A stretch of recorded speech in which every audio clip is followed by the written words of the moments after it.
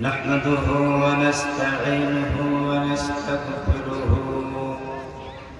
ونؤمن به ونتوكل عليه ونعوذ بالله من شرور أنفسنا ومن سيئات أعمالنا من يهد الله فلا مضل له ومن يضلله فلا هادي له ونشهد أن لا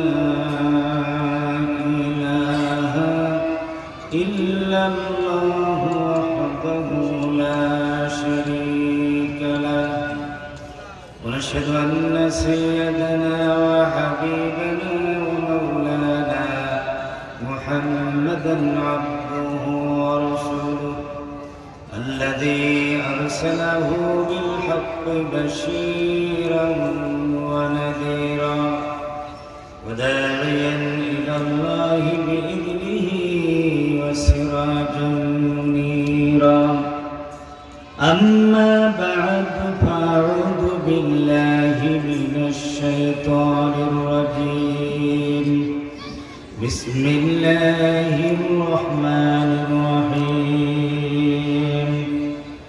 لا تجعل مع الله إلها آخر فتقعد ملوما مخذولا وقضى ربك ألا تعبدوا إلا إياه وبالوالدين إحسانا إلى آخر آية.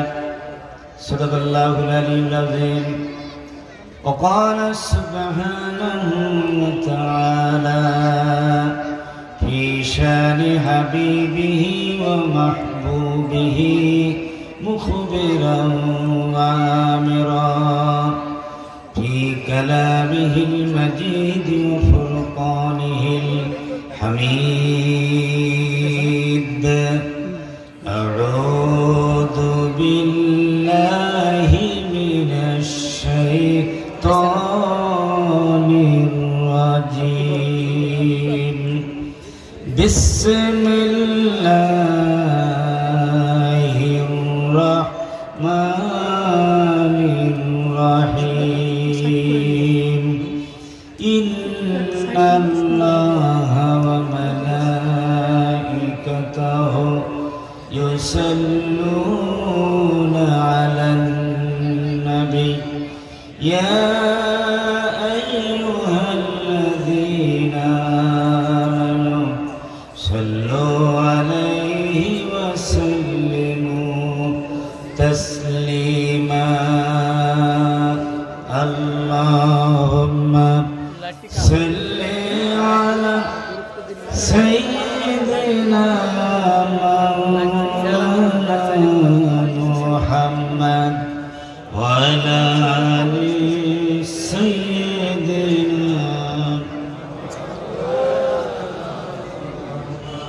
जुबान खुले प्राण भरे मोहब्बतेर साथे पढ़ी अल्लाहुम्मा सल्ली अला सय्यिदिना मुहम्मद व अला आलि सय्यिदिना.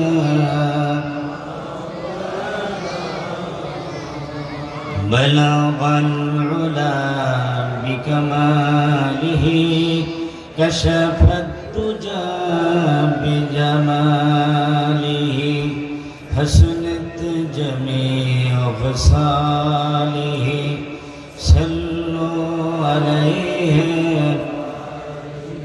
هنا يفوت بلبل كترنم دينه शम्न दहर में कलियों का तबस्सुम भी न हो. बलगल उला बिकमालिह कशफत दुजा बिजमालिह हसनत जमीउ खसालिह सल्लु अलैहि उतर कर गरे हिरा से सोए कौम आया एक नुस्खे कीमिया सतलाया बलागल उला बिकमालिही कशफत तुजा बिजमालिही हसनत जमीउ खसालिही सल्लु अलैहि मुझे कुछ मिले या न मिले अगर मोहम्मद मिले ये अली वो शाई जिसे अल्लाह मिले बलागल उला बिकमालिही कशफत तुजा बिजमालिही हसनत जमीउ खसालिही सल्लु अलैहि। बांग्लादेश श्रमिक कल्याण फेडरेशन बायजीद बुस्तामी थानार उद्योगे आयोजित बार्षिक तफसिरुल कुरान महफिलेर सम्मानित सभापति बांग्लादेश श्रमिक कल्याण फेडरेशन बायजीद बुस्तामी थाना सम्मानित सभापति जनाब मोहम्मद जहांगीर आलम साहेब आजकेर महफिलेर अन्यतम विशेष अतिथि छिलेन बांग्लादेश श्रमिक कल्याण फेडरेशन चट्टग्राम महानगर शाखार सम्मानित सभापति तौहिदी जनतार बलिष्ठ कण्ठस्वर जनाब एस.एम. लुत्फुर रहमान साहेब ओलामे क्रामदेर मध्य आलोचना पेश करेছেন तरुण इस्लामी चिंताविद हाफेज मौलाना नाजिमुद्दीन आजाद साहेब हाफेज मौलाना मोहम्मद मुजाम्मिलुल हक साहेब हाफेज मोहम्मद आलामीन साहेब दिगार हजरात उलामा इकराम मुरब्बे निजाम तरुण एवं युवक भाइरा पर्दार आड़ालेर मा ओ बोनेरा अस्सलामु आलैकुम व रहमतुल्लाहि ताआला व बाराकातुहू। महान रब्बुल इज्जत व जलालेर शाही दरबारे आमरा विनয়ের সাথে असंख्य शुक्रिया ज्ञापन करছি যে মহান আল্লাহ সুবহানাহু ওয়া তাআলা তার কিতাব আখিরি কিতাব আল কোরআনের এই তাফসীর মাহফিল এত অঞ্চল থেকে বাছাই করে যে আল্লাহ পাক আপনাদেরকে আমাদেরকে এই মাহফিলে যুক্ত হওয়ার সুযোগ করে দিলেন সেই মহান মুনিবের দরবারে হৃদয় নিংড়ানো ভালোবাসা উজাড় করে হৃদয়ের গভীর থেকে আমরা কালিমাতুশ শুকর আদায় করছি সকলে পড়ছি আলহামদুলিল্লাহ জবান খুলে মহব্বতের সাথে পড়ি আলহামদুলিল্লাহ আরো একবার পড়ি আলহামদুলিল্লাহ রব্বানা লাকাল হামদ হামদান কাসীরান তয়্যিবান মুবারাকান ফি ইয়া রাব্বি লাকাল হামদু কামা ইয়ানবাগি লিজালালি ওয়াজহিকা ওয়া আযীমি সুলতানিকা ইয়া রাব্বি লাকাল হামদু বিল ঈমান ওয়া লাকাল হামদু বিল ইসলাম ওয়া লাকাল হামদু বিল কুরআন ইন্নাকা খালাকতানা ওয়া রাযাকতানা ওয়া হাদাইতানা ইয়া রাব্বাল আলামিন। সম্মানিত হাজিরিন, আপনারা সবাই কেমন আছেন? আলহামদুলিল্লাহ। আমরা সবাই আল্লাহ পাকের দয়ায় ভালো আছি। সুখে দুঃখে সর্বাবস্থায় যার প্রশংসা করতে হবে তিনি কে? এই জন্য আল্লাহ পাকের দরবারে আমরা শুকরিয়া আদায় করে নিলাম আলহামদুলিল্লাহ। আজকের আপনারা মাহফিলে এসে খুশি হলেন না বেজার? অল্প না বেশি? আল কোরআনের মাহফিল আকাশ ঘেরা পৃথিবীর মাটির উপরে আকাশের নিচে সবচাইতে সেরা মাহফিল, এর চাইতে আর কোন সেরা মাহফিল হতে পারে না। খান্ডিকর আল্লাহ, দুনিয়ার কোন মানুষের কাছে তাফসীর মাহফিল খারাপ লাগতে পারে, আছে না এরকম অনেক মানুষ? আবু জেহেল মার্কা, আবুল আহাব, উতবা সাহেবা, তারা এই আল কোরআনকে সহ্য করতো না। আজকেও কিন্তু নব্বু আবু জেহেল, আবুল আহাব, উতবা সাহেবা গজাইছে, জোরে বলেন ঠিক কিনা? তাদের কাছে এটি ভালো লাগবে না ঠিক, কিন্তু মুমিনদের কাছে এর চাইতে বরকতপূর্ণ, সম্মানিত আর আনন্দের কোনো সভা হতেই পারে না যেখানে কোরআনে আলোচনা হয়। এখানে আসলে একজন জাহান্নামী মানুষ জান্নাতি মানুষে পরিণত হয়ে যায়। সম্মানিত হাজিরিন, আমি কোনো ভূমিকা বলবো না, কারণ এখন মাহফিলের শেষ পর্যায়ে, নির্দিষ্ট সময়ের ভেতরেই আমাদের মাহফিল শেষ হবে ইনশাআল্লাহ। ওমা তৌফিকি ইল্লা বিল্লাহ, আলাইহি তাওয়াক্কালতু ওয়া ইলাইহি উনীব। সম্মানিত হাজিরিন, এই পবিত্র মাসটি চলছে কি মাস? আরবি মাস রজব মাস। এই মাসে একটি ঐতিহাসিক ঘটনা, ইসলামের একটি ঐতিহাসিক ঘটনা আছে, যা রাসূল পাক সাল্লাল্লাহু আলাইহি সাল্লামের রিসালাতের সাথে সম্পৃক্ত।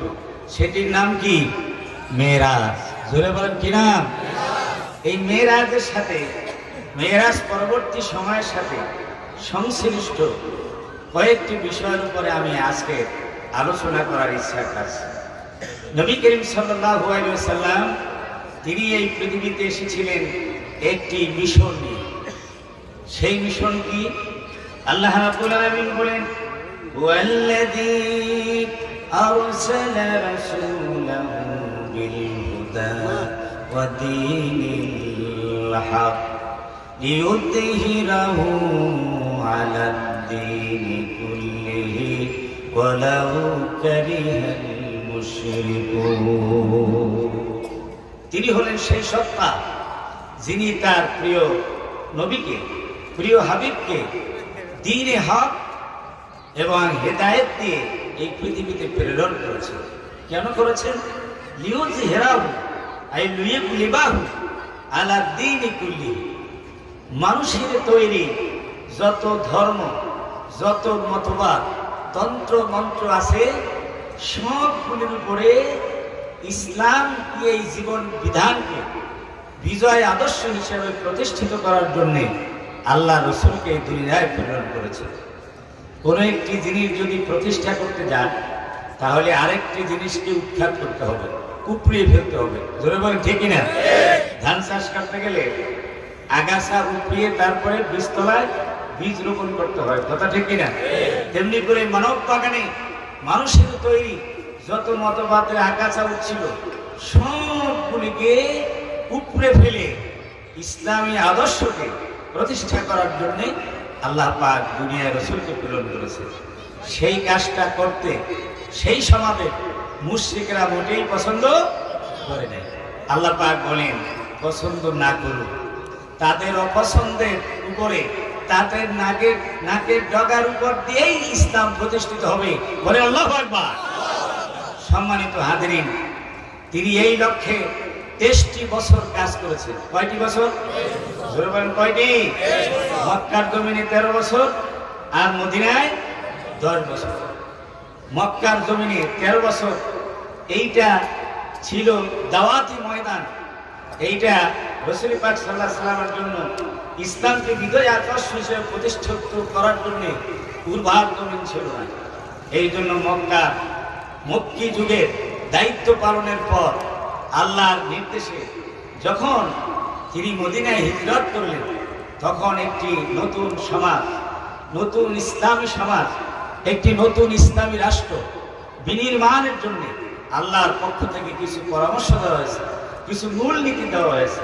সেই মূলনীতিগুলি নবী করিম সাল্লাল্লাহু আলাইহি ওয়াসাল্লামের মেরাজ থেকে প্রত্যাগত হওয়ার পরে, তিনি হিজরত করার পরে এই সূরা বনী ইসরাঈলের মাধ্যমে আল্লাহ পাক রাসূল পাক সাল্লাল্লাহু আলাইহি ওয়াসাল্লামকে অবহিত করেছিলেন। সূরা বনী ইসরাঈলের 22 নম্বর আয়াত থেকে 39 নম্বর আয়াত পর্যন্ত এই কথাগুলি বিবৃত আছে কোরআনের ভিতরে। আমি ধারাবাহিক আপনাদের সামনে সে বিষয়ে আলোচনা করার প্রয়াস করব ইনশাআল্লাহ। ওয়া তৌফিকি ইল্লা বিল্লাহ আলাইহি তাওয়াক্কালতু ওয়া ইলাইহি উনীব। সম্মানিত হাজরিন, যতদিন পর্যন্ত সমাজের ভিতরে সর্বস্তরে ব্যক্তি, পরিবার, সমাজ, রাষ্ট্রীয় জীবনে ইসলাম প্রতিষ্ঠিত হবে না, আল্লাহর আইন বাস্তবায়ন হবে না, ততদিন পর্যন্ত মানুষ, সকল শ্রেণী পেশার মানুষ তাদের অধিকার ফিরে পাবে না, অধিকার থেকে বঞ্চিত থাকবে। জোরে বলেন ঠিক কিনা? ততদিন পর্যন্ত এই ক্ষমতা, সমাজের ক্ষমতা, রাষ্ট্রের ক্ষমতা ওই ফেসিবাদদের হাতেই থাকবে। কথা ঠিক কিনা? বিগত সময় কোনো মানুষ আমরা শান্তি পেয়েছি? আপনারা এই দীর্ঘ বক্তৃতায় আপনারা শুনেছেন। সুতরাং সমাজের ভিতরে আল্লাহর আইন বাস্তবায়ন হোক, ইসলাম কায়েম হোক, এটা আমরা চাই কিনা? কারা কারা চাই একটু দুহাত করে দেখায়।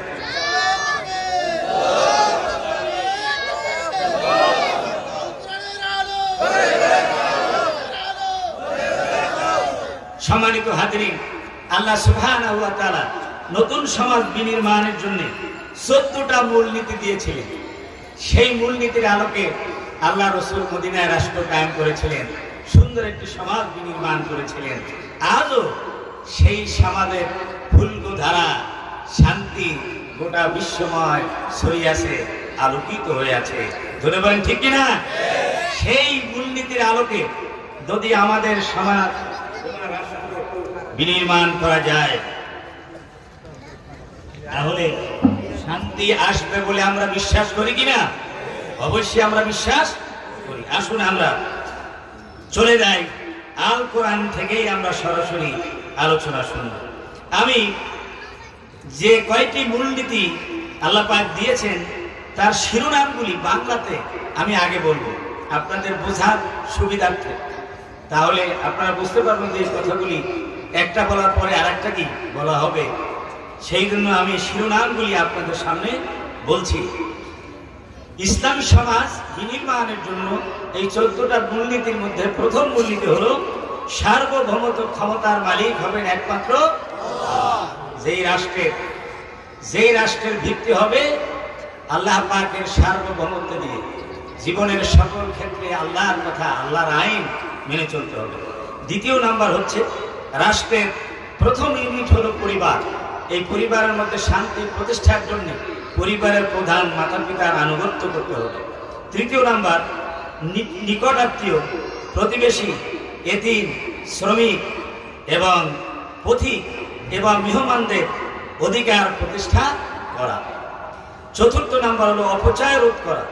পঞ্চম নাম্বার হলো অর্থনৈতিক ক্ষেত্রে ভারসাম্যপূর্ণ রক্ষা করা। ষষ্ঠ নাম্বার হচ্ছে আল্লাহর বন্টনে সন্তুষ্ট থাকা। সপ্তম নাম্বার সন্তান হত্যা করা যাবে না। অষ্টম নাম্বার হচ্ছে জেনা ব্যভিচার, অশ্লীলতা পরিহার করতে হবে। নবম নাম্বার অন্যায়ভাবে মানুষ হত্যা করা যাবে না। দশম নাম্বার এতিমের মাল আত্মসাৎ করা যাবে না। 11তম চুক্তি এবং ওয়াদা পূরণ করতে হবে। 12তম ওজনে কম দেওয়া যাবে না, মালে ভেজাল দেওয়া যাবে না। 13তম ভিত্তিহীন কথা বলা যাবে না, কোনো মন্তব্য করা যাবে না। 14তম সর্বাবস্থায় অহংকার বর্জনীয়, অহংকার মানুষের জন্য শোভা পায় না। এই 14টা মূলনীতি আল্লাহ পাক দিয়েছে সুন্দর একটি ইসলামী সমাজ বিনির্মাণের জন্য। বলেন আলহামদুলিল্লাহ। আল্লাহ রাব্বুল আলামিন বলেন লা তাজআল মা'আল্লাহি ইলাহান আখারা ফাতাকুদ মালুমান মাখজুলা। আল্লাহ রাব্বুল আলামিন বলেন তোমরা আল্লাহ রাব্বুল আলামিনের সাথে অন্য কোন ইলাকে দেখো না, অন্য কোন ইলাকে তোমরা শরীক করো না। যদি আল্লাহ অন্য কোন ইলাকে আল্লাহর সাথে যদি তোমরা শরীক করো, তাহলে তোমরা ঘৃণিত হয়ে, লাঞ্ছিত হয়ে তোমরা বসে থাকবে। বলে নাউজুবিল্লাহ। আল্লাহ হচ্ছেন এক, একক, তার সাথে অন্য কোন ইলাকে শরীক করা যাবে না। ইলা কয়জন? ধরে বলেন কয়জন? সৃষ্টিকর্তা কয়জন? আইনদাতা কয়জন? বিধানদাতা কয়জন? একজন। ঠিক না? তিনি হচ্ছেন সার্বভৌম ক্ষমতা মালিক। সুতরাং আইন রচনার ক্ষেত্রে যদি আল্লাহর সাথে কোনো সৃষ্টিকে শরীক করা হয়, এটা বড় শিরক। ধরে বলেন ঠিক কিনা? এই পৃথিবী তৈরি করেছেন কে? আল্লাহ। সুতরাং তার আইন দিয়ে চলতে হবে সমাজ এবং রাষ্ট্র। আল্লাহ রাব্বুল আলামিন বলেন, ইনিল হুকমু ইল্লা লিল্লাহ। পড়েন আমার সাথে, ইনিল হুকমু ইল্লা লিল্লাহ। আইন হবে কার? একমাত্র আল্লাহ। বিয়ের অনুষ্ঠান করলো, বড় একটা অনুষ্ঠানের আয়োজন করলেন আপনার বাড়িতে, সব কিছু আয়োজন করলেন আপনি। পার্শ্ববর্তী বাড়ির একজন লোক এসে বলে যে, ভাই আমার একটু সুযোগ দাও, তোমরা যে আজকে সুস্বাদু খানা তৈরি করতেছো মেহমানদের জন্য, এই খানার ভেতরে আমি একটু লবণ দেব। তাকে কি লবণ দিতে দিবেন? দিবেন? কারণ আপনার ভয় আছে, লবণ যদি বেশি দেয় তাতেও ক্ষতি হবে, আর লবণ যদি কম হয় তাতেও কি হবে? পানসা পানসা থেকে যাবে, আপনার মেহমান নাকি হবে উপকৃত হবে না। সুতরাং এই পৃথিবী সৃষ্টি করলেন কে? মানুষ সৃষ্টি করছেন কে? জিন সৃষ্টি করছেন কে? সুতরাং তারা যে পরিচালিত হবে কার আইন দিয়ে? আল্লাহ বললেন যে আমি সৃষ্টি করলাম, আমার আইন দিয়ে না চলে যেই মানুষ রাত্রে ঘুমাইলে চোখে থাকে না, আর খাইলে ক্ষুধা লাগে না, জোরে বলেন ঠিক না? খাইলে ক্ষুধা লাগে না, আর ঘুমাইলে কি চোখে থাকে না, সেই মানুষের তৈরি আইন দিয়ে তোমরা পরিচালিত হচ্ছ। এটা কত বড় হীনমন্যতা, আর কতটা তোমাদের ব্যক্তিত্ব ক্ষুণ্ণ করছে। তোমরা হচ্ছ আল্লাহর খলিফা, তোমাদের পার্সোনালিটি, তোমাদের ব্যক্তিত্ব, তোমাদের শখসিয়াত, তোমাদের মর্যাদা কত বেশি, তোমরা আল্লাহর প্রতিনিধি। সুতরাং সরাসরি আল্লাহর আইন তোমরা বাস্তবায়ন করবে, নিজেরা মানবে এবং সমাজে বাস্তবায়ন করার চেষ্টা করবে। বলেন আল্লাহু আকবার।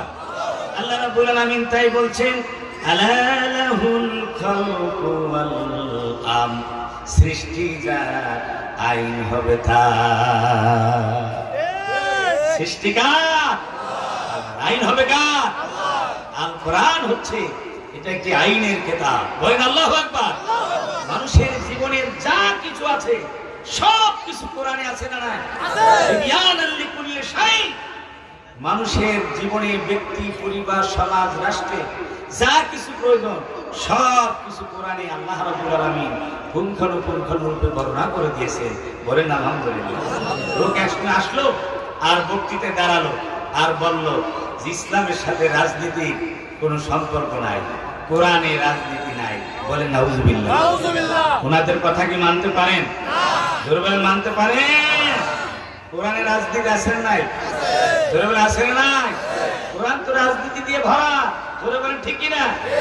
বিশ্বনবী 10 বছর রাষ্ট্র চালাইছেন কি দিয়ে? আরো জোরে বলেন কি দিয়ে? কোরআন দিয়ে। ঠিক কি না? উনি যদি কোরআন দিয়েই তো রাষ্ট্র চালাইছেন। হযরত ইউসুফ আলাইহিস সালাম প্রেসিডেন্ট ছিলেন না? উনি খাদ্যমন্ত্রী ছিলেন, অর্থমন্ত্রী ছিলেন, খোলাফায়ে রাশিদিন হযরত আবু বকর, হযরত ওমর, হযরত ওসমান, হযরত আলী রাদিয়াল্লাহু আনহুম আজমাইন, তারা সমাজ চালাইছে, রাষ্ট্র চালাইছেন কি দিয়ে? জোরে বলেন কি দিয়ে? তাহলে কোরআনে রাষ্ট্র পরিচালনার কথা, রাজ্য শাসনের কথা আছে না নাই? বলেন আলহামদুলিল্লাহ। তুমি যদি কোরআনের কথা মানতে না পারো, কোরআনের সাবক গ্রহণ না করতে পারো, তাহলে তোমার মূর্খতা, তোমার জাহালত, তোমার ব্যর্থতা, জোরে বলেন ঠিক কি না? সেটা অন্যদের উপরে চাপিয়ে দেওয়ার জন্য তোমার কোনো রাইট নাই। সুতরাং প্রথম মূলনীতি হলো আল্লাহ রাব্বুল আলামিনের সার্বভৌমত্বের মাধ্যমেই দেশ পরিচালিত হবে। আল্লাহ রাব্বুল আলামিন বলেন, ওয়াকাযা রাব্বুকা আল্লা তা'বুদু ইল্লা ইয়্যাহু। ও নবী, আপনার রবের চূড়ান্ত ফয়সালা হয়েছে এই মর্মে, সকলকে জানিয়ে দেন যে তোমরা ইবাদত করবে একমাত্র আল্লাহ। আমরা ইবাদত করবো কার? আল্লাহ। দাসত্ব করবো কার? অর্থনৈতিক জীবনে, রাজনৈতিক জীবনে, সাংস্কৃতিক জীবনে, শিক্ষাগত ক্ষেত্রে, আইনের ক্ষেত্রে, ব্যবসার ক্ষেত্রে, সব ক্ষেত্রে আমরা দাসত্ব করবো কার? জোরে বলেন কার? সুতরাং আল্লাহর আইন দিয়ে যদি দেশ পরিচালিত না হয়, সমাজ পরিচালিত না হয়, তাহলে আল্লাহ রাব্বুল আলামিনের ইবাদত কি যথার্থ হবে? হবে না। ভাইরা আমার, দ্বিতীয় মূলনীতি হলো রাষ্ট্র এবং সমাজের প্রথম ইউনিট হলো পরিবার। এই পরিবারের ভিতরে যদি শান্তি প্রতিষ্ঠিত না হয়, তাহলে সমাজের ভিতরে শান্তি হবে না, দেশের ভিতরে শান্তি হবে না। জোরে বলেন ঠিক কিনা? পরিবারের ভিতরে শান্তি প্রতিষ্ঠিত হতে হলে এখানে পরিবারের প্রধান যিনি আছেন তার আনুগত্য করতে হবে, তার কথা মানতে হবে, তার নির্দেশ মানতে হবে। যতক্ষণ পর্যন্ত আল্লাহ রাসূলের নির্দেশ অনুযায়ী তিনি পরিবার চালান। পরিবারের প্রধানকে মাতা এবং পিতা। সন্তানেরা মাতা পিতার কি করবে? আনুগত্য করবে। যেই পরিবারের মধ্যে, সেই পরিবারের মধ্যে শান্তি হবে, নিরাপত্তা হবে। এই জন্য আল্লাহ রাব্বুল আলামিন বলছেন, ওয়াবিল ওয়ালিদাইনি ইহসানা, তোমরা মাতা পিতার সাথে সৎ আচরণ করো, ভালো ব্যবহার করো। সুবহানাল্লাহ। মাতা পিতার সাথে সৎ আচরণ করতে হবে। ইম্মা ইয়াবলুগান্না ইনদাকাল কিবারা আহাদুহুমা আও কিলাহুমা ফালা তাকুল লাহুমা উফিন ওয়ালা তানহারহুমা ওয়া কুল লাহুমা কাওলান কারীমা। আল্লাহু আকবার। আল্লাহ রাব্বুল আলামিন বলেন, এই মাতা পিতা সন্তানের প্রতি বেশি মুখাপেক্ষী হয়ে যায় যখন তারা বার্ধক্যে উপনীত হয়। আল্লাহ পাক বলেন, তোমাদের মাতা পিতা দুইজন অথবা একজন যদি নাকি বার্ধক্য অবস্থায় উপনীত হয়, আর এই অবস্থায় যদি তোমরা পেয়ে যাও, তাহলে তাদেরকে এমন ভাষায় কথা বলবে না যারা তা আফসোস করে বলতে হয়, বাধ্য হয়, এবং তারা আফসোস করে যেন উফ না বলে, ওয়ালা তানহারহুমা, এবং মাথা ঝাঁকুনি দিয়ে তাদেরকে ধমক দিয়ে কথা বলো না। কারণ মাতা পিতা তখন আফসোস করে বলবে, আরে এই সন্তানটাকে, মা বলবে যে আমি 10 মাস 10 দিন পেটে ধারণ করেছি, 2 থেকে 2.5 বছর পর্যন্ত আমার বুকের দুধ টেনে টেনে খেয়ে বড় হয়েছে। পিতা বলবে, আমার মাথার ঘাম পায়ে ফেলে কষ্টার্জিত টাকা পয়সা দিয়ে তাকে লেখাপড়া করে মানুষ করেছি, আর আমার সামনে চোখ তুলে কথা বলে, মাথা ঝাঁকুনি দিয়ে কথা বলে, আফসোস করে, এই আফসোসটা সন্তানের জন্য বদদুয়া হয়ে যাবে। আল্লাহ রাব্বুল আলামিন সন্তানকে নসিহত করতেছেন, উপদেশ দিতেছেন, যে সন্তানেরা তোমরা পিতা মাতার সাথে তোমরা এরকম খারাপ ব্যবহার করবে না। কিরকম ব্যবহার করবে? আল্লাহ রাব্বুল আলামিন শিখিয়ে দিচ্ছেন, কুল্লাহুমা কাওলান কারীমা। নবী, আপনি মাতা পিতার সাথে আপনি ভদ্রশীল ভাষায় কথা বলুন, আদরণীয় শব্দ দিয়ে মাতা পিতাকে ডাকুন। সুবহানাল্লাহ। এই পৃথিবীতে সবচাইতে সম্মানিত এবং আদরের ব্যক্তি আল্লাহ রাসূলের পরে কে? বাবা। জোরে বলেন ঠিক কিনা? যদি ভালোবাসা পেতে পারে, যদি খেদমত পেতে পারে, সবচেয়ে বেশি হকদার কে? মাতা পিতা। আমার ভাইয়েরা, এই জন্য মাতা পিতা যাদের আছে তারা সম্মান করবেন, ইজ্জত করবেন, তাদের সেবা করবেন, কখনো তাদের মনের ভিতরে কোনো কষ্ট দিবেন না। আচার আচরণের কথাবার্তায় তাদের সেবা করবেন এবং তাদের জন্য আপনি বেশি বেশি দোয়া করবেন। আল্লাহ রাব্বুল আলামিন বলেন, রাব্বিরহামহুমা কামা রাব্বায়ানি সগীরা। পড়েন সবাই, রাব্বিরহামহুমা কামা রাব্বায়ানি সগীরা। আল্লাহ রাব্বুল আলামিন বলেন, এভাবে আমার কাছে দোয়া করো, আয় আল্লাহ, ছোটবেলা যেভাবে আমার মাতা পিতা আমাদেরকে লালন পালন করেছে, কষ্ট করে আমাদেরকে বড় করেছে, আল্লাহ গো, আজ তারা দুনিয়ায় নাই, আপনার কুদরতি ব্যবস্থাপনায় তাদেরকে সেই রকম লালন পালন করে। সুবহানাল্লাহ। আমার ভাইরা, মাতা পিতা খেদমত করা যে কত উচ্চাঙ্গের মর্যাদার আমল, রাসূলুল্লাহ সাল্লাল্লাহু আলাইহি ওয়াসাল্লামের হাদিস থেকে জানা যায়। রাসূলুল্লাহ সাল্লাল্লাহু আলাইহি ওয়াসাল্লামকে প্রশ্ন করা হয়েছে, মাতা পিতার খেদমত করলে কি হবে? নবীজি পাণ্ডিত্যপূর্ণ জবাব দিলেন, হুমা জান্নাতুকা ওয়া নারুকা, মাতা পিতা তোমার জান্নাত আর মাতা পিতা তোমার জাহান্নাম। অর্থাৎ মা বাবার সেবা করে যদি তাদের মন খুশি করতে পারো তাহলে আল্লাহ খুশি হয়ে তোমাকে জান্নাত উপহার দিবে। আর যদি মাতা পিতাকে বেজার করো তাহলে আল্লাহ নারাজ হয়ে তোমার ঠিকানা বানাই দেবেন জাহান্নাম। জোরে বলেন নাউজুবিল্লাহ। একজন সাহাবী এসে বলে, ইয়া রাসূলুল্লাহ, ইয়া হাবিবাল্লাহ, আমার সন্তান আছে আর আমার পিতামাতা আছে, কিন্তু এতটুকু সম্পদ আছে যে সম্পদ আমি যদি মাতা পিতার জন্য খরচ করি তাহলে সন্তানকে আমি বুঝতে পারি না, আর যদি সন্তানের জন্য খরচ করি তাহলে আমি মাতা পিতাকে ভালো সেবা দিতে পারি না। আমি কি করব? আল্লাহ নবী জবাব দিলেন, আনতা ওয়া মালুকা লিআবিকা, আনতা ওয়া মালুকা লিআবিকা, অর্থাৎ তুমি এবং তোমার মাল সুদ্ধা সব কিছু তোমার পিতা মাতার জন্য। জোরে বলেন আল্লাহু আকবার। তাহলে মাতা পিতার গুরুত্ব কম না বেশি? জোরে বলেন কম না বেশি? একজন ব্যক্তি এসে আল্লাহ রাসূলের কাছে বললেন, মান হাক্কু বিহুসনি সাহাবাতি ইয়া রাসূলুল্লাহ, হে আল্লাহ রাসূল, এই দুনিয়ায় জগতের ভিতরে আমার ভালো ব্যবহার করার হকদার সবচাইতে বেশি কে? নবীজি বললেন, উম্মাকা, তোমার মা। এরপরে জিজ্ঞেস সুম্মা মান, আবারও বললেন উম্মাকা। এরপরে জিজ্ঞাসা করলেন সুম্মা মান, এরপরও বললেন উম্মাকা। চতুর্থবারে বললেন আবাকা, তোমার পিতা। মায়ের কত গুণ বাড়াই দিলেন? জোরে বলেন কত গুণ? 3 গুণ। কারণ 3টি সময় মায়ের এমন গিয়েছে যেখানে পিতার কোনো ভূমিকা ছিল না, ইচ্ছে করলেও তিনি কোনো ভূমিকা রাখার কোনো সুযোগ পাইতেন না। জোরে বলেন ঠিক কিনা? যখন 10 মাস 10 দিন পেটে রাখছে মা সন্তান, এখানে কোনো স্বামীর ভূমিকা আছে? পিতার ভূমিকা আছে? নাই। আর যখন দুধ খাওয়াইছেন তখনও তার ভূমিকা নাই। কার ভূমিকা? মায়ের ভূমিকা। আর সন্তান যখন প্রসব করছেন তখন তার কার ভূমিকা? মায়ের ভূমিকা। বলে আল্লাহু আকবার। পিতার ভূমিকাও কম না। উনি যদি বাইরে থেকে অর্থনৈতিক সাপোর্ট না দিতেন তাহলে ঘরে বসে বাচ্চা পেটে ধারণ করা আর তাকে সুন্দরভাবে প্রসব করা এটাও মহিলাদের জন্য সম্ভব হতো না। উভয়ের ভূমিকা আছে, আছে না নাই?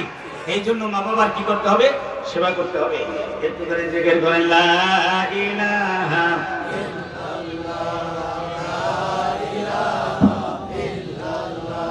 আরো জোরে লা ইলাহা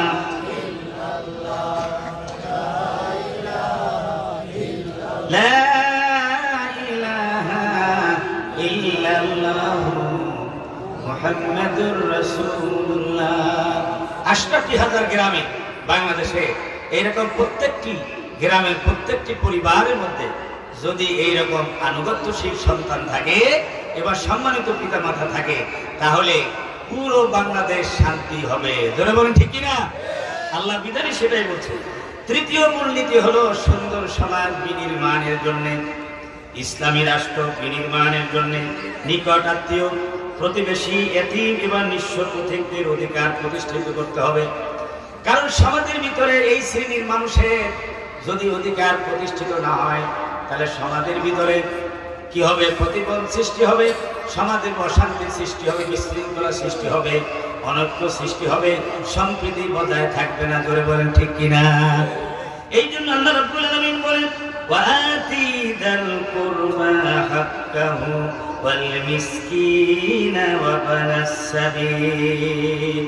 আল্লাহ রাব্বুল আলামিন বলেন, তোমরা নিকট আত্মীয়ের অধিকার আদায় করে দাও, আর মিসকিন অসহায় নিঃস্বদের অধিকার আদায় করে দাও, এবং পথিকদের অধিকার আদায় করো, মেহমানদের অধিকার আদায় করে দাও। হাদিস শরীফের ভিতরে এসেছে আল্লাহ রাসূল বলেছেন, আস-সাই আলাল আরমিলা ওয়াল মিসকিন কাল মুজাহিদ ফি সাবিলিল্লাহ বিল কাইমিল লাইলা আস-সাইমিন নাহার। রাসূলুল্লাহ সাল্লাল্লাহু আলাইহি ওয়াসাল্লাম ইরশাদ করেছেন, সমাজের ভিতরে বহু স্বামী মারা গিয়েছে, এমন অসহায় মহিলা বিধবা হয়ে আছে, এবং কয়েকটি সন্তানকে লালন পালন করছে। এমন অসহায় বিধবা মহিলা আমাদের সমাজে আছে না নাই? জরুর আছে না নাই? মিসকিন আছে, অসহায় আছে, খেটে খাওয়া মানুষ আছে, শ্রমিক আছে, পথিক আছে। এই সমস্ত ব্যক্তিদের কি করতে হবে? তাদের সাহায্য করতে হবে, তাদের উপকার করতে হবে। তাদের উপকার করবে যারা, তাদের সাহায্য করবে যারা, সামাজিকভাবে তাদেরকে সাপোর্ট যারা দিবে। আল্লাহ নবী বলেন সারা রাত জেগে ইবাদত করলে, সারাদিন ভর রোজা রাখলে সওয়াব হবে, সেই সওয়াব তাদের আমল নামায় লেখা হবে। আল্লাহর দ্বীন প্রতিষ্ঠার জন্য জিহাদের ময়দানে গিয়ে জীবন বাজি রেখে যে মুজাহিদ জিহাদ করে, সেই মুজাহিদ যে সওয়াব পাবে, সেরকম সওয়াব তাদের আমল নামায় লিখে দিবে। সুবহানাল্লাহ। আমার ভাইরা, এটাও একটা বড় জিহাদ, এটাও একটা বড় জিহাদ। জিহাদ মানে কি? জিহাদ মানে হচ্ছে চেষ্টা, প্রচেষ্টা, আল্লাহর হুকুম বাস্তবায়ন করার জন্য প্রাণান্তকার চেষ্টা করাকে কি বলা হয়? জিহাদ বলা হয়। শুধু ঢাল তলোয়ার নিয়ে প্রতিপক্ষের বিরুদ্ধে ময়দানে জিহাদ করার নামই এটা জিহাদ নয়। এটা হচ্ছে জিহাদের একটি পার্ট, একটি জিহাদের অংশ। ধরে বলেন ঠিক কিনা? নতুবা মুমিনদের জীবনব্যাপী হচ্ছে জিহাদ। এখন যে আমরা বসে এখানে যে মাহফিলের মধ্যে বসে আছি, শয়তানে কিন্তু গুতাইতেছে যে বেটা চলে যান, ঠিক কিনা বলেন? কিন্তু আমরা শয়তানের মোকাবেলা করে কোনো বিরিয়ানি নাই, বিরিয়ানি পোটলা নাই, আছে শুধু কোরআন হাদিসের বয়ান।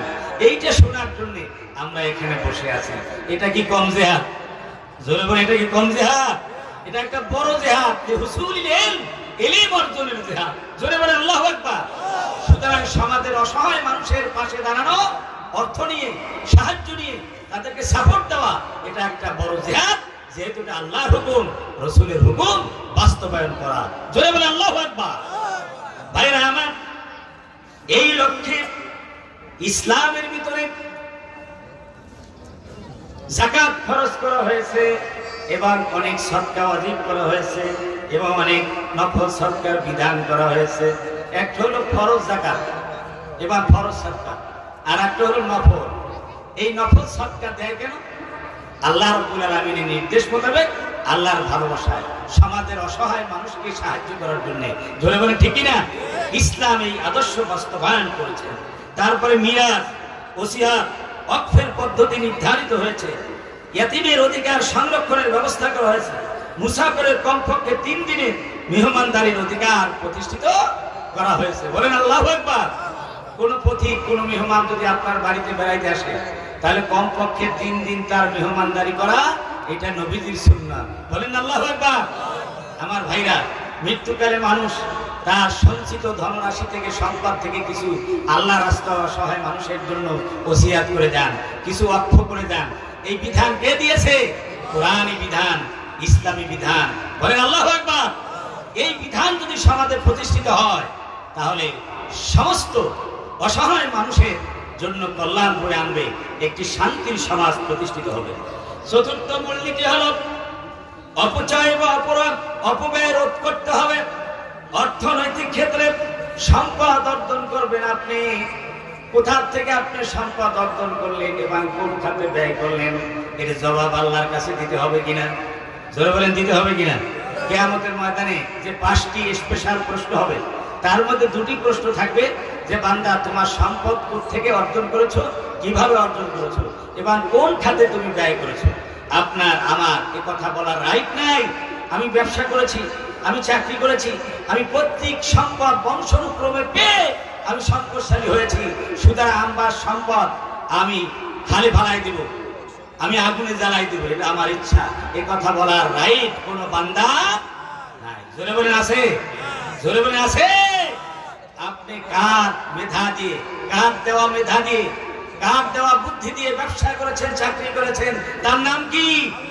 সুতরাং ওই আল্লাহর অর্ডার ছাড়া, আল্লাহর আইন ছাড়া সম্পদ অর্জন করা যাবে না, ব্যয় করা যাবে না। এই নীতি যদি চালু হয়, তাহলে মানে অবৈধ সম্পদের পাহাড় করে পুজোপিত হওয়ার সুযোগ থাকবে না, বিলাসিতা থাকবে না। আল্লাহ রাব্বুল আলামিন বলেন, ওয়ালা তুবাদদির তাবদীরা ইন্নাল মুবাদদিরিনা কানু ইখওয়ানাশ শায়াতিন। আল্লাহ রাব্বুল আলামিন বলেন, বান্দারে তুমি অর্থনৈতিক ক্ষেত্রে সম্পদ ব্যয়ের ক্ষেত্রে তুমি তাবযীর করো না, অপচয় করো না, অপব্যয় করো না। কারণ যারা অপব্যয় করে তারা হলো শয়তানের ভাই। বলেন নাউজুবিল্লাহ। আপনি আমি কি শয়তানের ভাই হতে চাই? وَكَانَ الشَّيْطَانُ لِرَبِّهِ কাফুরা। আর শয়তান হলো আল্লাহ রাব্বুল আলামিনের জন্য অকৃতজ্ঞ এক বান্দা, অভিশপ্ত অকৃতজ্ঞ এক সৃষ্টির নাম হলো শয়তান। সুতরাং যারা অকৃতজ্ঞ হবে, আল্লাহ রাব্বুল আলামিনের হুকুম মানবে না, যারা অপচয় করবে, তারা হলো এই অকৃতজ্ঞ অভিশপ্ত শয়তানের দোষর। জোরে বলেন নাউজুবিল্লাহ। আমার ভাইরা, এই অপচয় করা যাবে না। অপচয় অপব্যয়ের বিভিন্ন ধরন আছে। আপনার হালাল ইনকাম হারাম কাজে ব্যয় করে, এটা অপচয়। আবার হালাল ইনকাম হালাল কাজে মাত্রায় অতিরিক্ত খরচ করা, এটাও হলো অপচয়। সব ধরনের অপচয় কি নিষিদ্ধ। অপচয় মুক্ত একটি সমাজ উপহার দেওয়ার জন্য আল্লাহ রাব্বুল আলামিন এই নির্দেশনা দিয়েছে। ইসলামী সমাজ বিনির্মাণের জন্য পঞ্চম মূলনীতি দিলেন আল্লাহ রাব্বুল আলামিন। অর্থনৈতিক ভারসাম্য থাকবে। টাকা পয়সা খরচ করতে, সম্পদ খরচ করতে ভারসাম্য থাকতে হবে। একবারে দানের হাত এমন প্রসার করে দেওয়া যাবে না, হাত খুলে সব কিছু একবারে দিয়ে দিলেন, এমটি পকেট হয়ে গেলেন, এরপরে নিজেই আপনি আপনার হাত পাততে হলো অন্যের কাছে। এটা শোভনীয় না। ধরে বলেন ঠিক কিনা? আবার এমনও না হওয়া উচিত, হাত এমন ভাবে মুষ্টিবদ্ধ করে রাখলেন যে হাতের আঙ্গুলের ফাঁক দিয়ে পানিও পড়ে না। এরকম আছে না? এমন বকিলের বকিল যে আঙ্গুলের ফাঁক দিয়ে পানিও কি পড়ে না। জোরে বলেন নাউজুবিল্লাহ। এইরকম বকিল যদি ইবাদত করতে করতে বড় আল্লামাও হয়ে যায়, তাহলে সে বেহেশতে যাইতে পারবে না। আমার বন্ধুগণ, আল্লাহ রাব্বুল আলামিন তাই বলছেন, ওয়ালা তাজআল ইয়াদাকা মাগলুলাতান ইলা উনুকিক ওয়ালা তাবসুতহা কুল্লাল বাসতি ফাতাকউদা মালুমান মাহসুরা। আল্লাহ রাব্বুল আলামিন বলেন, তোমার হাতকে গর্দানের সাথে তুমি লটকিয়ে বেঁধে রেখো না। গর্দানের সাথে হাত বাঁধতে মানা করছে। আল্লাহ পাক এমন একটা দৃষ্টান্ত দিয়েছেন, গর্দানের সাথে যদি কেউ হাত বেঁধে রাখে, তাহলে সে হাত কি খুলতে পারবে? খুলতে পারবে? অর্থাৎ চূড়ান্ত পর্যায়ে বকিল। এইটা করো কি নিষেধ। কার সম্পদ নিয়ে আপনি বকিলি করতেছেন? টাকা বানাইতেছেন, ব্যাংক ব্যাস করতেছেন, ইন্ডাস্ট্রি দিতেছেন, আর গুনতেছেন কত হাজার কোটি টাকা, বিলিয়ন ট্রিলিয়ন ডলারের আপনি মালিক। এই টাকা জমা করে আপনি কি করবেন? আপনি কিছুক্ষণ পর তো মারা যাবেন। এই সম্পদ আপনাকে তালাক দিবে, অথবা এই সম্পদকে তালাক দিয়ে আপনাকে মাটির ঘরে চলে যেতে হবে। ধরে বলেন ঠিক কিনা? আপনি বলেন সব জামার পকেট আছে, কিন্তু কাপড়ের পকেট আছে? একদম খালি এমটি পকেট। যে অবস্থায় আসছে সেই অবস্থা কি চলে যেতে হবে, কিছুই কি থাকবে না। আবার বলেন, ওয়ালা তাবসুতহা কুল্লাল বাসতি। আবার হাতকে এমন ভাবে খুলে দিও না যাতে করে তুমি দান করার পরে ফাতাকুদা মালুমান মাহসুরা, তুমি নিন্দিত হয়ে আফসোস করতে না হয়। সব কিছু দিয়ে একদম খালি হয়ে গেল, এরপরে তুমি ভিক্ষার ঝুলি কাঁধে নিলে, এটাও তো শোভনীয় নয়। ধরে বলেন ঠিক কিনা? রাসূল পাক সাল্লাল্লাহু আলাইহি ওয়াসাল্লামের দরবারে মায়ের পরামর্শ মোতাবেক একটা বালক এসে আবদার করলো, হে আল্লাহ রাসূল, আমার মা বলেছে যে আপনার একটা বরকতের জামা আমাকে দেওয়ার জন্য, যাতে করে আমি সারা জীবন এটা ব্যবহার করব এবং আমি বরকতময় আমার জীবন লাভ করব। নবী করিম সাল্লাল্লাহু আলাইহি ওয়াসাল্লামের দরবারে আবদার করার সাথে সাথে নবী তার গায়ের জামাটা খুলে দিলেন। গায়ের জামাটা যখন খুলে দিলেন, কিছুক্ষণ পর আজান হলো, বেলাল আজান দিয়েছেন, কিন্তু রাসূল পাক সাল্লাল্লাহু আলাইহি ওয়াসাল্লামের সালাতে হাজির হতে বেশ কষ্ট পেয়েছিলেন, বেগ পেতে হয়েছিল। আল্লাহ রাব্বুল আলামিন এই পরিপ্রেক্ষিতে এই নির্দেশ দিয়েছেন যে এমন ভাবেও তুমি দান করো না যাতে করে নিজে চলতে তোমার কি হয়ে যায়, কষ্ট হয়ে যায়। বলেন আল্লাহু আকবার। এমন অর্থনৈতিক ব্যবস্থা যদি সমাজে কায়েম হয়, রাষ্ট্রে কায়েম হয়, তাহলে সেই সমাজে শান্তি আসবে কিনা? জোরে বলে আসবে কিনা? তাহলে কোরআনের আইন ছাড়া কি সেই সমাজ বিনির্মাণ করা সম্ভব? সম্ভব নয়। এরপরে 6 নম্বরে আমি খুব তাড়াতাড়ি করে শেষ করে দিব, আপনাদের অসুবিধা হয়? এই কথাগুলি বলে আমি তাড়াতাড়ি বলে আমি শেষ করবো ইনশাআল্লাহ। 6 নম্বর মূলনীতি হলো আল্লাহর বন্টন নীতির উপরে সন্তুষ্টি প্রকাশ করতে হবে। আল্লাহ রাব্বুল আলামিন এই দুনিয়ায় মানুষ সৃষ্টি করেছেন, সবাইকে এক ধরনের সম্পদ দেন নাই। কাউকে বেশি দিয়েছেন, কাকেও মাঝামাঝি দিয়েছেন, আবার কাউকে একদম কম দিয়েছেন। জোরে বলেন ঠিক কিনা? এখন যিনি ধনী হয়েছেন, যার সম্পদ বেশি, যার সম্পদ নাই, অভাবী লোক দেখে, খেটে খাওয়া মানুষ দেখে, ঠেলাওয়ালা রিক্সাওয়ালাকে দেখে তুচ্ছ জ্ঞান করা রাইট তার নাই। এই সম্পদ দেওয়ার মালিক কে? জোরে বলেন কে? আবার অভাবী যারা আছেন, যাদের সম্পদ কম বা নিঃস্ব, তারা বেশি সম্পদ যাদের আছে তাদেরকে দেখেও আফসোস করার কোনো কারণ নাই। কারণ এই বিধান কার? জোরে বলেন কার? এই দুনিয়া চিরদিনের জন্য না। এই দুনিয়ার থেকে আল্লাহর আইন বাস্তবায়ন করে আমরা যদি কোন রকম মৃত্যুর সিঁড়ি পেরিয়ে যেতে পারি, ওপারে চিরসুখের ঠিকানা জান্নাত অপেক্ষা করছে। যেই জান্নাতের 1 সেকেন্ড পৃথিবীর 1000 বছরের সুখ শান্তি চাইতে আরো অনেক বেশি। জোরে বলে আল্লাহু আকবার। আমার বন্ধুগণ, আপনারা জানেন গরিব যারা, তারা ধনী মানুষের থেকে 500 বছর আগে জান্নাতে যাবে। বলেন আলহামদুলিল্লাহ। আমরা যেতে চাই তো? তাহলে যারা আমরা গরিব আছি, শ্রমিক আছি, মনে কষ্ট নেওয়ার কোনো কারণ নাই। এই 2 শ্রেণী মানুষকে 2টা পরীক্ষায় আল্লাহ পাক ফেলেছেন। যাদেরকে সম্পদ দিয়েছেন তাদেরকে আল্লাহ পাক শুকরের পরীক্ষা দিয়েছেন, আর যাদেরকে সম্পদ দেন নাই তাদেরকে ধৈর্যের পরীক্ষায় ফেলেছেন। দুইজনেই কিন্তু পরীক্ষা দিতে হবে, এই পরীক্ষায় পাশ করতে হবে। জোরে বলেন ঠিক কিনা? কিন্তু ধৈর্যের পরীক্ষায় পাশ করা শুকরের পরীক্ষার থেকে একটু সহজ। বলেন আল্লাহু আকবার। কারণ ধৈর্য ধারণ করতে হয় ইচ্ছায় অনিচ্ছায়, আর শুকর করতে হয় ইচ্ছায়। জোরে বলেন ঠিক কিনা? আমার বন্ধুগণ, এই জন্যে যাদের সম্পদ কম তারা আফসোস করবেন না, আর যাদের সম্পদ বেশি তারা অহংকারী করবেন না। আল্লাহ রাব্বুল আলামিন বলেন, ইন্না রাব্বাকা ইয়াবসুতুর রিজকা লিমান ইয়াশাউ ওয়া ইয়াকদির ইন্নাহু কানা বিইবাদিহি খাবীরান বাসীরা। নিশ্চয়ই আল্লাহ রাব্বুল আলামিন কাউকে রেফেক বেশি দেন আর কাউকে আবার কমিয়ে দেন। আল্লাহ রাব্বুল আলামিন তার বান্দার সমস্ত অবস্থা তিনি অবহিত আছেন এবং তিনি দেখে শুনেই দেন। অনেক মানুষ আছে বিপদে পড়ে বলে কি জানেন? মূর্খতার কারণে ও আল্লাহকে সঙ্গে দেখে না, বলে নাউজুবিল্লাহ। এরকম অনেকে বলে কিনা? এরা না জানার কারণে, মূর্খতার কারণে এইরকম বলা কিনা? ঠিক না। আল্লাহ পাক বলেন, ইন্নাহু কানা বিবাদি খাবীরান বাসীরা।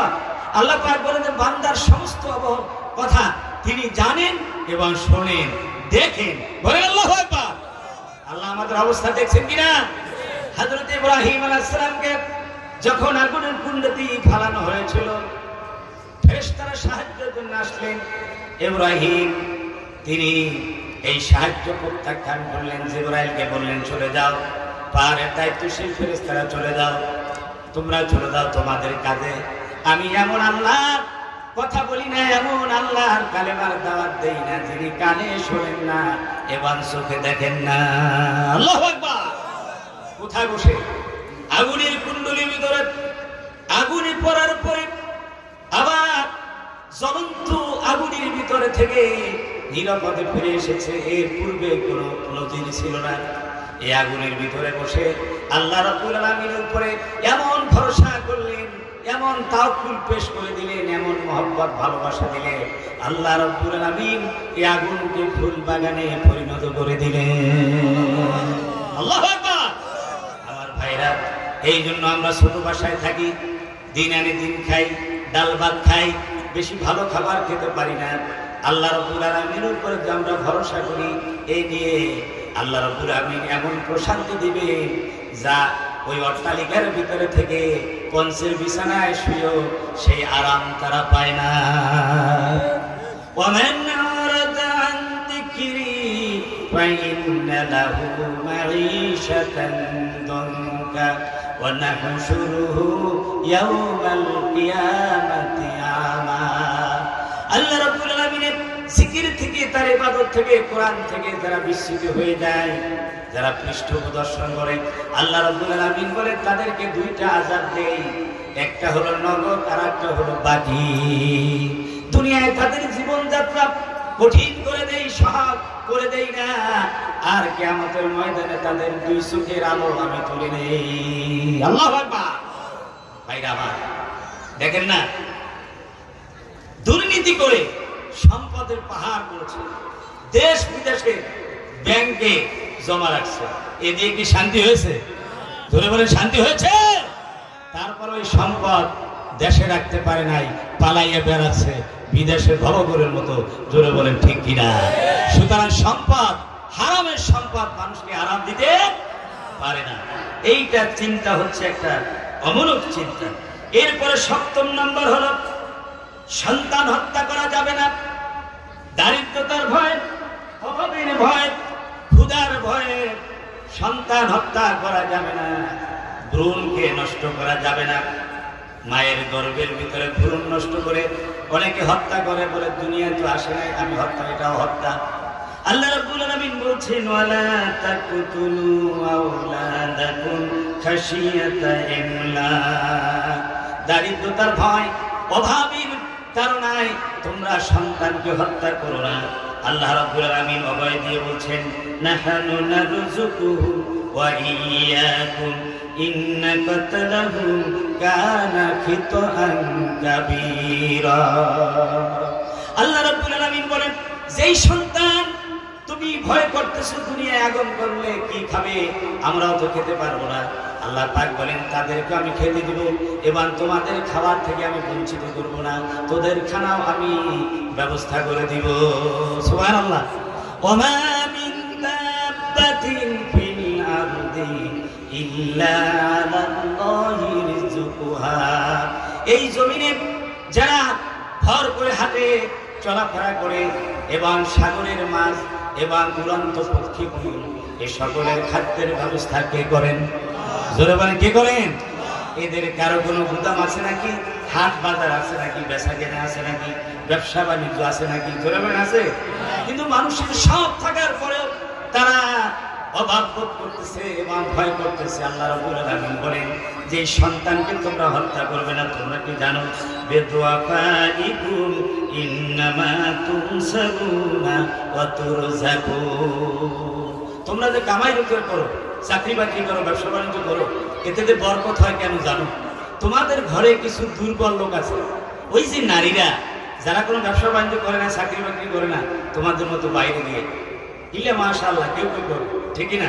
যারা করে না, আর ছোট্ট ছোট্ট বাচ্চারা, তারা তো এখনো কিছু করতে পারে না।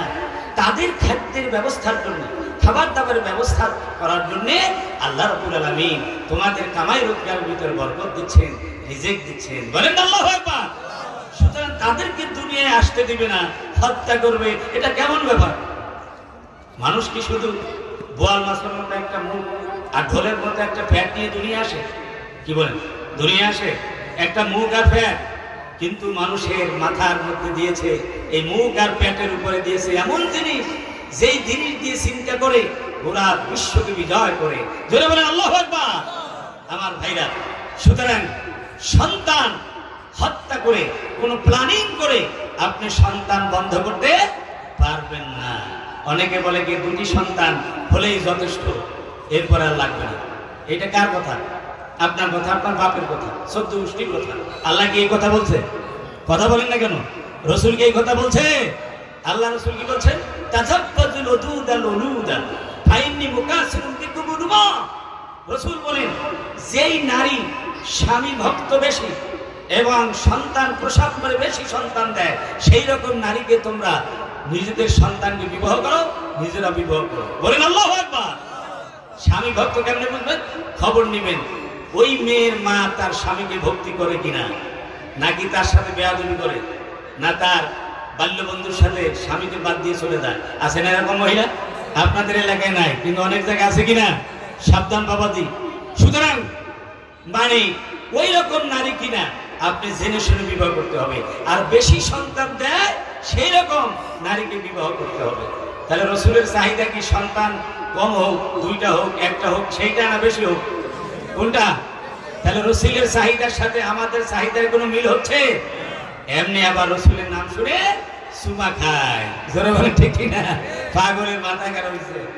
রসুলের চাহিদার সাথে আমার চাহিদা মিলল না, রসুলের ইচ্ছার বিরোধী আমার ইচ্ছা হলো, আর আশেকে রসুল বলে আমি সমাজে মানে আমার নামটা ফাটাই দিলাম। জোরে বলেন নাউজুবিল্লাহ।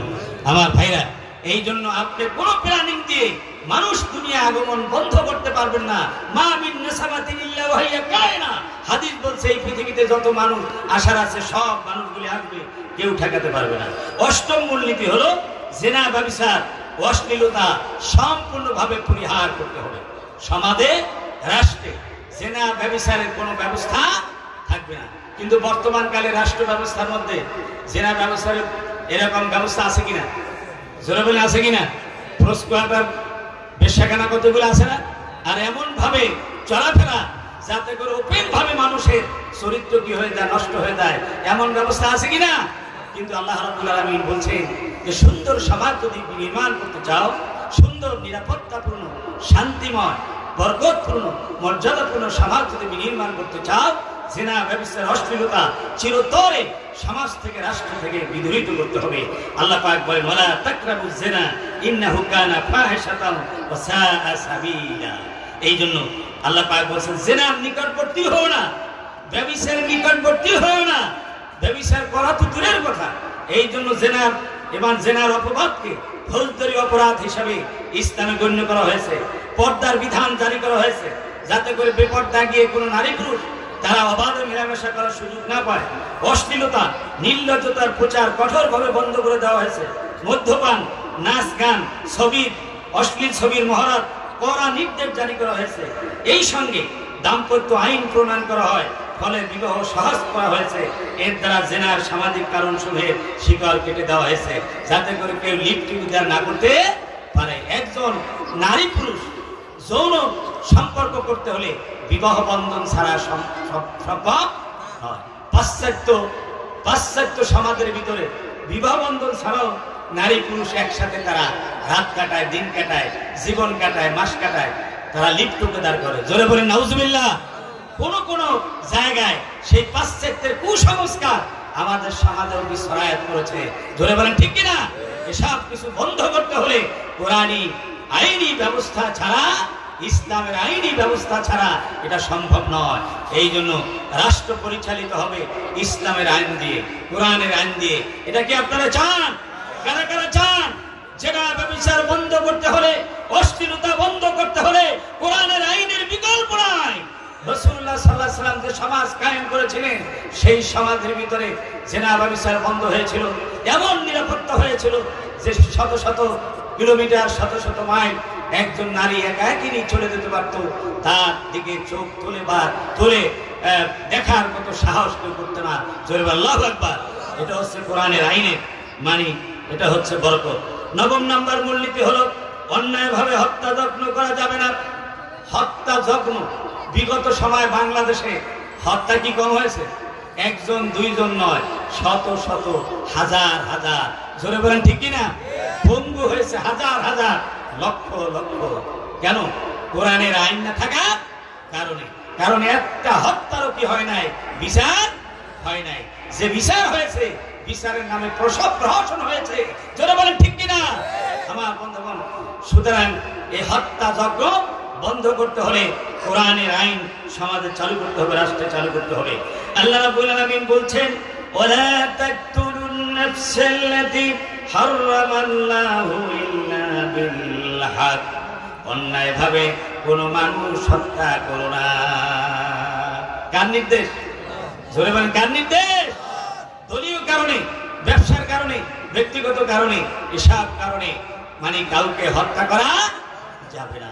কিন্তু মানুষ হত্যা, কুকুর হত্যার চাইতো, বিড়াল হত্যার চাইতো, পাখি হত্যার চাইতো একটা স্বাভাবিক হয়ে গেছে আমাদের সমাজে। জোরে বলেন ঠিক কিনা? এই প্রথা, এই কুসংস্কার বন্ধ করতে হলে আল্লাহর আইনের বিকল্প নাই, সৎ লোকের শাসনের বিকল্প নাই। জোরে বলেন ঠিক কিনা? একদিকে আল্লাহর আইন লাগবে, আর আল্লাহর আইন বাস্তবায়ন করার জন্য সৎ লোক লাগবে।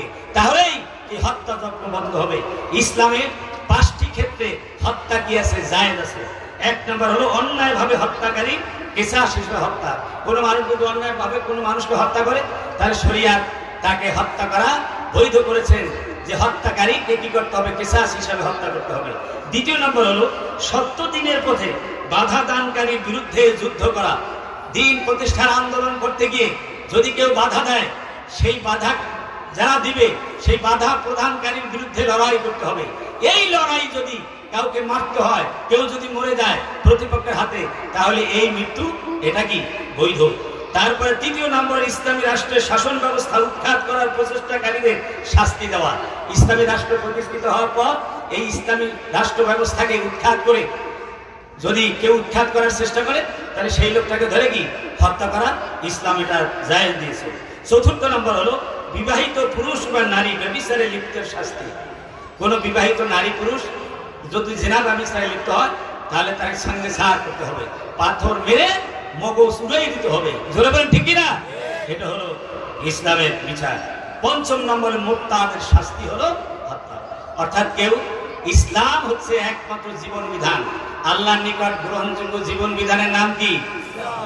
ইন্নাদ দীনা ইনদাল্লাহিল ওয়া ইয়াবতাগি গায়রাল ইসলামি দীনান ফালা ইউকবালু মিন ওয়া হুয়া ফিল আখিরাতি মিনাল খাসিরিন। যে ব্যক্তি ইসলামকে বাদ দিয়া অন্য কোন মতাদর্শ গ্রহণ করবে তার জীবন পরিচালনার জন্য আল্লাহ বলেন সেটা গ্রহণযোগ্য হবে না এবং পরকালে সে ক্ষতিগ্রস্ত হবে। এই ইসলামের এই শান্তি এবং নিরাপত্তাপূর্ণ এই জীবনকে বিধানকে বাদ দিয়ে কেউ যদি অন্য ধর্ম গ্রহণ করে, যদি মুরতাদ হয়ে যায়, তাহলে তার শাস্তি হলো হত্যা। বলেন আল্লাহু আকবার। এই পাঁচটা ক্ষেত্রে ইসলাম হত্যা জায়েজ দিয়েছে। একজন মানুষকে অন্যায়ভাবে হত্যার চাইতে গোটা বিশ্বকে ধ্বংস করা লঘু গুনাহ। গোটা বিশ্বকে যদি ধ্বংস করে দেয় একটা মানুষ হত্যার চাইতে এটা ছোট গুনাহ। বলেন আল্লাহু আকবার। তাহলে মানুষ হত্যা কত বড় গুনাহ? মানুষের জানমালের নিরাপত্তা দিতে পারে ইসলাম। জোরে বলেন ঠিক কিনা? ইসলামী শাসন ব্যবস্থা কায়েম হলে মানুষের জানমালের নিরাপত্তা হবে। দশম নম্বর মূলনীতি হলো এতিমের মাল আত্মসাৎ করা যাবে না। আমাদের সমাজের ভিতরে এক শ্রেণী মানুষ আছে যে যদি এতিম হয়ে যায়, কোনো মানুষ মারা যায়, তাহলে সে ভাইয়ের বউ বিয়ে করে আর এতিমকে তাড়ায় দেয় সম্পদ আত্মসাৎ করার জন্য। এরকম পাগল ছাগল আছে না? জোরে আছে কিনা? আছে। এতিমের সম্পদ আত্মসাৎ করা যাবে না, তবে এতিমকে লালন পালন করার জন্য, তাদের সাপোর্ট দেওয়ার জন্য যদি এমনটা করে নিশ্চয়ই এটা ভালো কাজ, কোনো সন্দেহ নাই। এতিমের মাল আত্মসাৎ করা যাবে না। ওয়ালা তাকরাবু মালাল ইয়াতীম ইল্লা বিল্লাতি হি আহসান হাত্তা ইয়াবলুগা আশুদ্দাহ। আল্লাহ পাক বলেন এতিমের মালকে তোমরা অন্যায়ভাবে ভক্ষণ করো না। আল্লাহ নবীকে বলা হয়েছে, নবী ফাম্মাল ইয়াতীমা ফালা তাকহার, যদি কোনো এতিম আপনার সামনে আসে তাদেরকে ধমকাবেন না, তাদেরকে তাড়িয়ে দিবেন না। আল্লাহ ইয়াজিদিকা ইয়াতীমান ফাওয়া, আপনাকে তো আমি এতিম পেয়েছিলাম আর আপনাকে তো আমি আশ্রয় দিয়েছি, আপনি আশ্রয় নিয়েছেন, সুতরাং এতিমদের আপনি আশ্রয়দাতা। রাসূল পাক সাল্লাল্লাহু আলাইহি সাল্লাম বলেছেন, যে ব্যক্তি এতিমের পরওয়ারিশ করবে, এতিমকে লালন পালন করবে, ওই ব্যক্তি এতিমের লালন পালনকারী ব্যক্তি, আর আমি মুহাম্মদুর রাসূলুল্লাহ জান্নাতের ভিতরে এভাবে আমি পাশাপাশি থাকবো। জোরে বলেন আল্লাহু আকবার। সুতরাং ইসলামী রাষ্ট্র কায়েম হলে, কোরআনী শাসন ব্যবস্থা কায়েম হলে এতিমরা সমাজে অসহায় থাকবে না, তারা সমাজে কি হবে? প্রতিষ্ঠিত হবে। 11তম মূলনীতি হলো ওয়াদা এবং চুক্তি পূরণ করা। ওয়াদা এবং চুক্তি ভঙ্গ করা যাবে না। ওয়াউফু বিল আহদি ইন্নাল আহদা কানা মাসউলা। চুক্তি এবং ওয়াদা করা এটা বড় একটা ইবাদত, বড় একটা আমল। এটা ভঙ্গ করা যাবে না। এই প্রসঙ্গে আল্লাহ পাক জিজ্ঞাসাবাদ করবেন। চুক্তি দুই প্রকার, একটা হলো আল্লাহর সাথে চুক্তি, আর একটা হলো সৃষ্টির সাথে কি চুক্তি? মানুষের সাথে চুক্তি। আল্লাহর সাথে কি চুক্তি?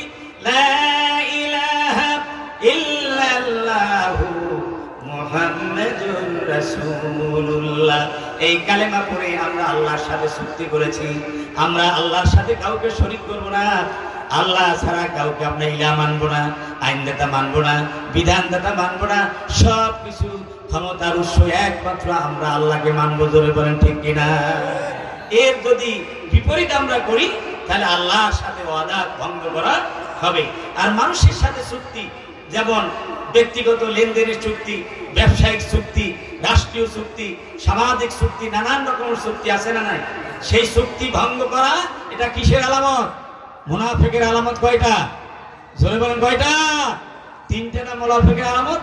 ইদা হাদ্দাসা কাযাবা, যখন সে কথা বলে মিথ্যা কথা বলে।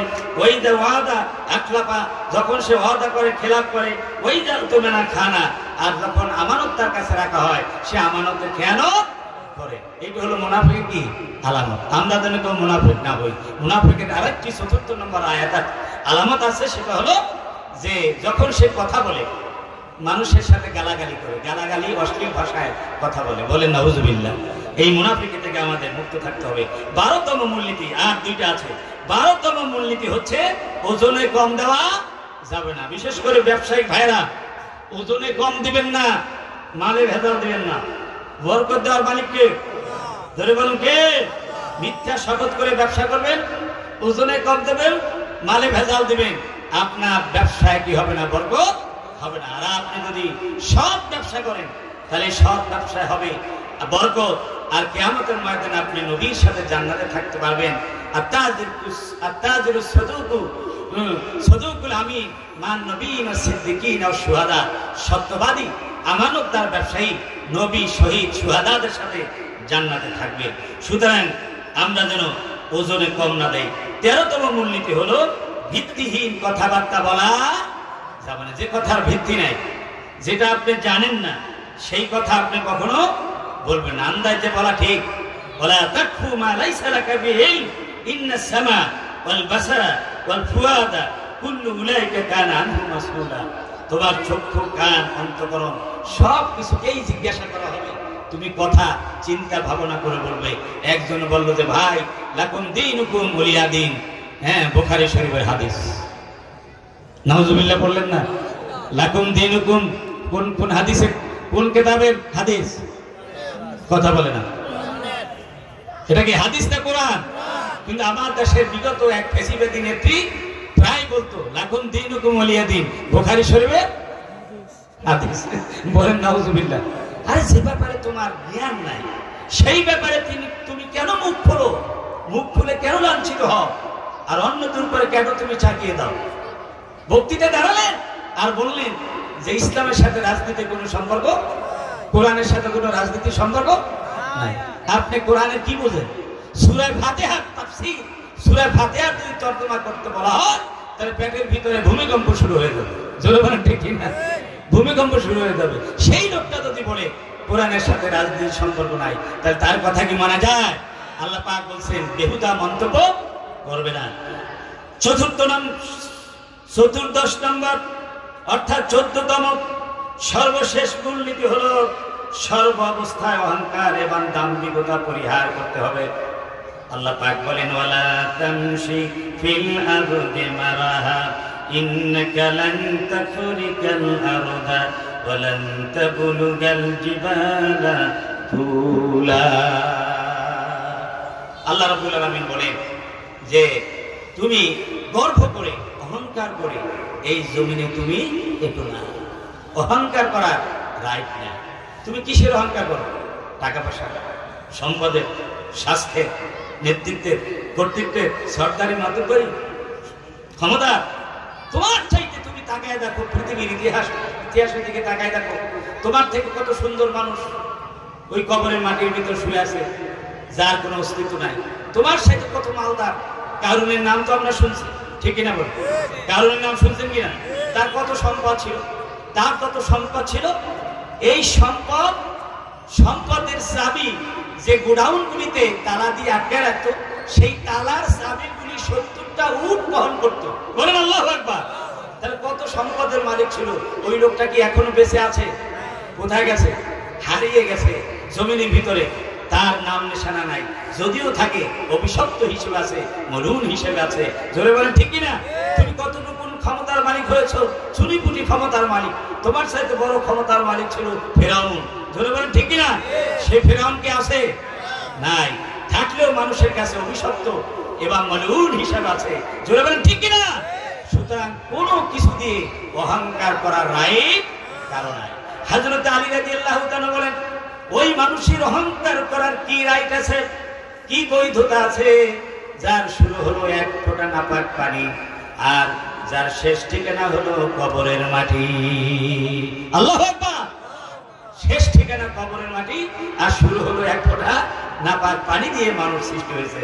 তার কি অহংকার করার রাইট আছে? অহংকার করবে কে? অহংকার করার রাইট একজনের, তার নাম কি?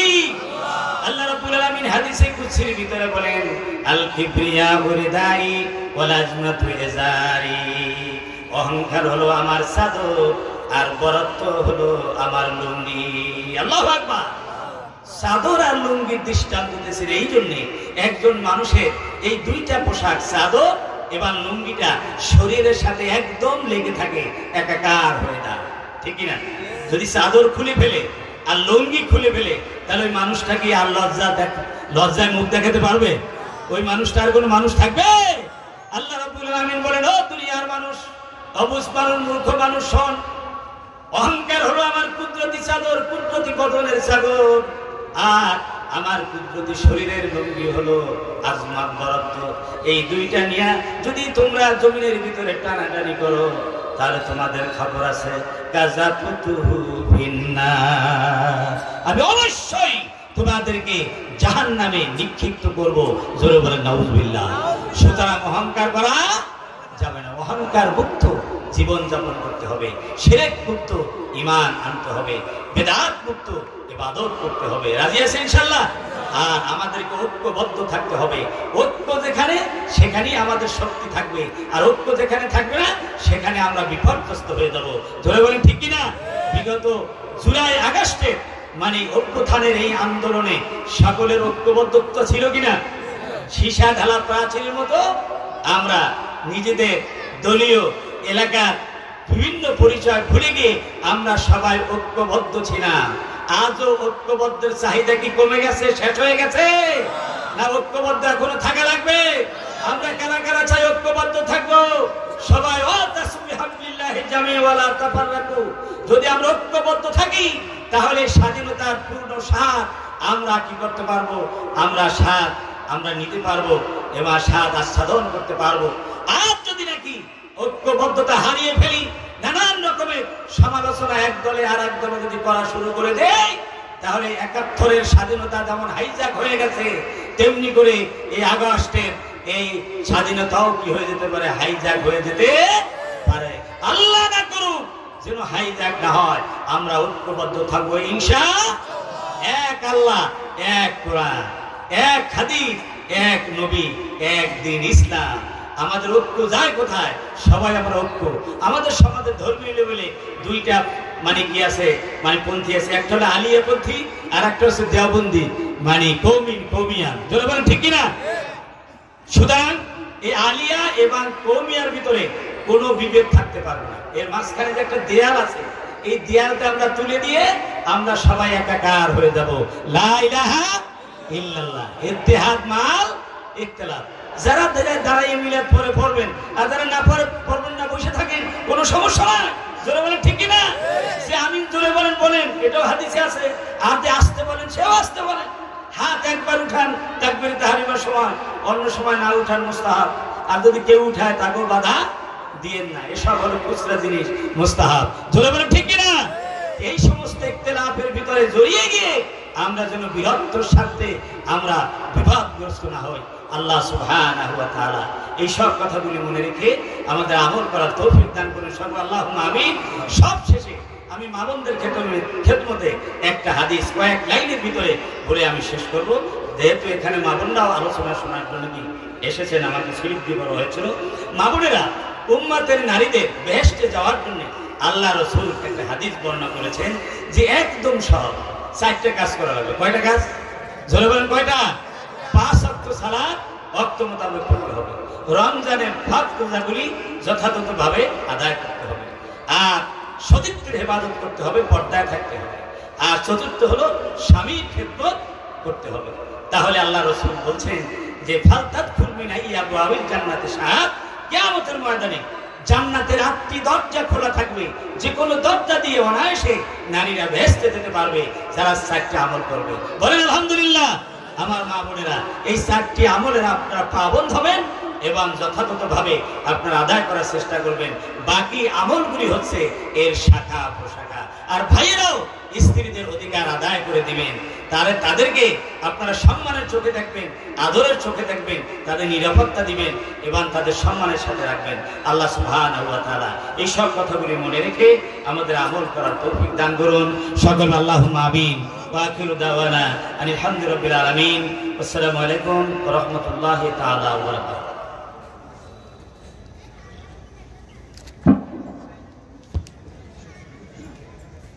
ভাই মোহাম্মদ কামাল ভাইয়ের বাবা খুব অসুস্থ, তার জন্য দোয়া থাকবে। জনাব মুফাদ্দাল আমার আম্মার ক্যান্সারের জন্য দোয়া করবেন। শ্রমিক ফেডারেশনের সদস্য, এই যাদের জন্য দোয়া চাওয়া হয়েছে তাদের জন্য দোয়া করা হবে। এবং মাহফিলের যারা আয়োজন করেছেন, যারা সাহায্য সহযোগিতা টাকা পয়সা দিয়েছেন, যারা উপস্থিত হয়েছে, সবার জন্য আমরা দোয়া করবো, দেশ ও জাতির জন্য। ইস্তেগফার করেন। আস্তাগফিরুল্লাহ রাব্বি মিন কুল্লি যামবি ওয়া আতুবু ইলাইহি লা হাওলা ওয়া লা কুওয়াতা ইল্লা বিল্লাহিল আলিয়্যিল আযীম। সবাই পড়েন আস্তাগফিরুল্লাহ রাব্বি মিন কুল্লি যামবি ওয়া আতুবু ইলাইহি লা হাওলা ওয়া লা কুওয়াতা ইল্লা বিল্লাহিল আলিয়্যিল আযীম। কালিমা শাহাদাত আশহাদু আল লা ইলাহা ইল্লাল্লাহু ওয়াহদাহু লা শারীকা লাহু ওয়া আশহাদু আন্না